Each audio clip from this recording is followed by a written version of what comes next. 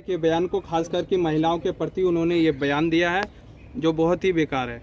देखिए, एक चीज मैं आपको बता दूं कि एक साधु को, एक संत को, एक महात्मा को इस तरीके की भाषा का प्रयोग बिल्कुल नहीं करना चाहिए। और सबसे बड़ी बात यह कि अनिरुद्ध आचार्य ने जिस तरीके से 25 वर्षीय महिलाओं को लेकर जो विवादित बयान दिया है, वो बयान मैं अपनी जुबान से भी नहीं निकालना चाहता हूं। इतनी खराब बात उन्होंने बोली। और बड़ी बात यह है कि वो साधु होते हुए इस तरीके के शब्दों का प्रयोग कर रहे हैं। और मैं आपको बता दूं, इससे पहले भी वो साधु होने के बावजूद इस तरीके की भाषा का प्रयोग करते हैं, ऐसे ऐसे सवाल करते हैं। वहां पर पूछ रहे हैं कि आपकी सेटिंग है या नहीं है, 70 में क्या जोड़ा जाए कि 17 हो जाए, इस तरीके के सवाल पूछते हैं। कई बार लोग ये भी लिखते हैं कि बाबा जी आप तो जो है कपिल शर्मा का शो भी बंद करा देंगे। जब बाबा जी ने महिलाओं को लेकर इस तरीके का विवादित बयान दिया तो मथुरा के अंदर समाज की पढ़ी लिखी महिलाएं यानी वकील महिलाएं सड़क पर उतरी और अनिरुद्ध आचार्य के खिलाफ उन्होंने विरोध प्रदर्शन किया।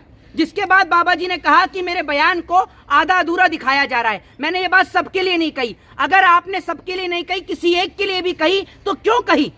ये बयान तो बहुत ही निंदनीय है, बहुत ही गलत और बहुत ही शर्मनाक ये बयान है। आपकी कथाओं को ज्यादातर माताएं और बहनें सुनती हैं और आप इस तरीके की बात कर रहे हैं। असल में ये लोग बाबा नहीं है, ये सिर्फ हिंदू धर्म का चोला ओढ़कर हमारे धर्म का मजाक उड़ा रहे हैं और कुछ नहीं कर रहे। ना इनके पास शास्त्र की जानकारी, ना इनके पास भगवत गीता की जानकारी। ये लोग सिर्फ जो इनके मुंह में आता है वो बोलने का काम करते हैं। कभी पॉडकास्ट करने पहुंच जाते हैं, कभी बिग बॉस में पहुंच जाते हैं, तो कभी कॉमेडियन भारती के शो में पहुंच जाते हैं। तो ये बाबा जी हैं या कॉमेडी शो चला रहे हैं कोई? दूसरी बात यह कि बाबा जी के घर में भी बेटी होगी और बेटी नहीं होगी तो कुछ समय बाद हो जाएगी। लेकिन बाबा जी जो इस तरीके का बयान देश की तमाम महिलाओं को, बहन बेटियों को लेकर दे रहे हैं, ये सरासर गलत है। दूसरी बात ये जी अनिरुद्धाचार्य कह रहे कि हमारे बयान को जो है कि तोड़ मोड़ के दिखाया गया है। देखिए, एक चीज मैं आपको बता रहा हूं, उन्होंने कहा है, पहली बात तो ये है कि जानकारी को आप पुख्ता करिए। उन्होंने कहा है कि मेरे बयान को आधा दिखाया गया है, उन्होंने ये बोला। दूसरी बात ये है कि पहली बात तो आपने ये कहा कि उन्होंने सबके लिए नहीं कहा। भाई सबके लिए नहीं कहा, आपने किसी एक के लिए भी कहा तो क्यों कहा? दूसरी बात ये है कि आजकल की महिलाओं की सोच अलग है। आजकल की जो यंगस्टर जो लड़कियां हैं उनकी सोच अलग है। उनकी सोच ये है कि जब तक वो अपने पैर पर खड़ी नहीं हो जाएंगी, कोई जॉब हासिल नहीं कर लेंगी या अपना व्यवसाय या बिजनेस नहीं कर लेंगी, तब तक वो शादी नहीं करती।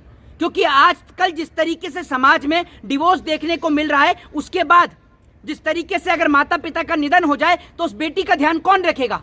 इसलिए आजकल की महिलाएं ये सोच रखती हैं कि पहले हम सरकारी नौकरी करें, नौकरी करके 4 पैसे कमाएं और उसके बाद हम शादी करें। और आज के समाज में, आज का समाज वो वाला समाज नहीं है कि जब बाल विवाह बच्चों का कर दिया जाता था। यानी बाबा जी अगर इस तरीके की बात कह रहे हैं तो वो तो बाल विवाह को प्रेरित कर रहे हैं। मतलब बच्चियों की पैदा होती है, उनकी शादी कर दें। आजकल के जो शादी का जो टाइम है वो 25, 26, 27 इन्हीं उम्र में होता है। और बाबा जी जो कह रहे हैं कि 25 साल तक जिन महिलाओं की शादी नहीं होती, इस तरीके के शब्द का प्रयोग किया है कि मैं अपनी जबान से भी नहीं निकाल पा रहा। शर्म आनी चाहिए अनिरुद्ध आचार्य जी को। और बड़ी बात यह कि अपने नाम के पीछे आचार्य लगाना बंद कर दें।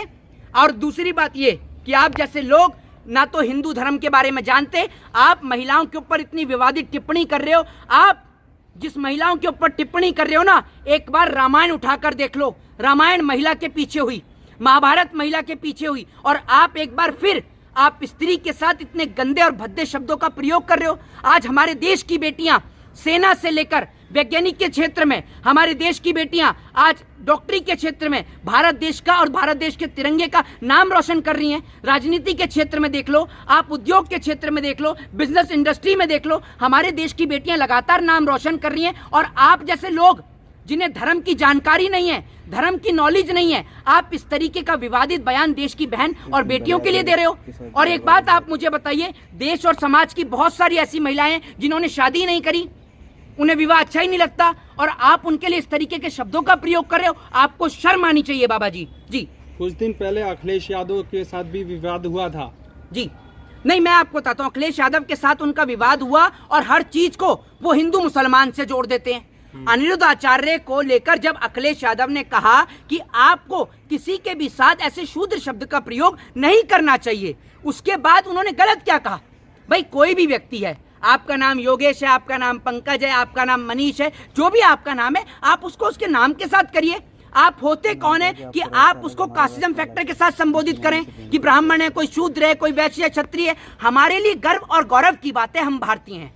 हम ब्राह्मण शूद्र वैश्य क्षत्रिय नहीं, हम लोग भारतीय हैं। हिंदू मुस्लिम सिख ईसाई बाद में, सबसे पहले हम भारतीय हैं। आपको कोई क्या कहते हैं वो नहीं है अधिकार कि आप किसी को किसी की जाति के नाम पर संबोधित करो। और दूसरी बात ये, ना आपको पास शास्त्र की नॉलेज, आप अपने आप को बाबा कहते हो, आपको कॉमेडी शो चलाना चाहिए। कॉमेडी शो के अंदर आप ज्यादा वायरल होंगे। तो मोहित शर्मा बाबा होने का सर्टिफिकेट बांटेंगे? क्या चीज? मोहित शर्मा बाबा होने का सर्टिफिकेट बांटेंगे? एक बात मैं आपको बताता हूँ, जो आप इस तरीके की बात कर रहे हैं, क्या या तो आपके घर में बहन माँ नहीं है, या फिर आपने किसी की माँ की कोख से जन्म नहीं लिया, तभी आप इस तरीके के शब्दों का प्रयोग करते हैं। एक बात मुझे बताइए, अगर आपके घर में बहन है और कोई किसी कारणवश आपकी बहन की शादी आप 25 साल की उम्र तक नहीं कर पाए, तो आपकी बहन के लिए भी बयान हुआ।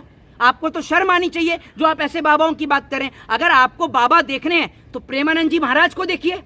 हिंदू धर्म की असली पहचान प्रेमानंद जी महाराज जी जैसे लोगों से है। वो प्रेमानंद जी महाराज जो बताते हैं आपको भगवान श्री कृष्ण के बारे में, वो प्रेमानंद जी महाराज जो आपको बताते हैं हिंदू धर्म के बारे में, वो धर्म जिसमें महिलाओं का सम्मान करना सिखाया जाता है, महिलाओं का आदर करना सिखाया जाता है, वो धर्म जिसमें जब बात हिंदुओं की आती है, जब उनकी बहन बेटियों की आती है, महिला की आती है, तो किस तरीके से लंका दहन कर दिया जाता है। और अगर आपको सुनना है किसी बाबा को, तो मैं कहूंगा कि आप सुनिए प्रेमानंद जी महाराज को, जो कभी नफरत की बात नहीं करते, सदैव प्रेम और प्यार की बात करते हैं। लेकिन अनिरुद्धाचार्य ने यही तो कहा है कि महिलाएं जो 25 साल की हो जाती है वो 4 जगह प्रेम प्रसंग करती है, इसलिए उनका विवाह टूट जाता है।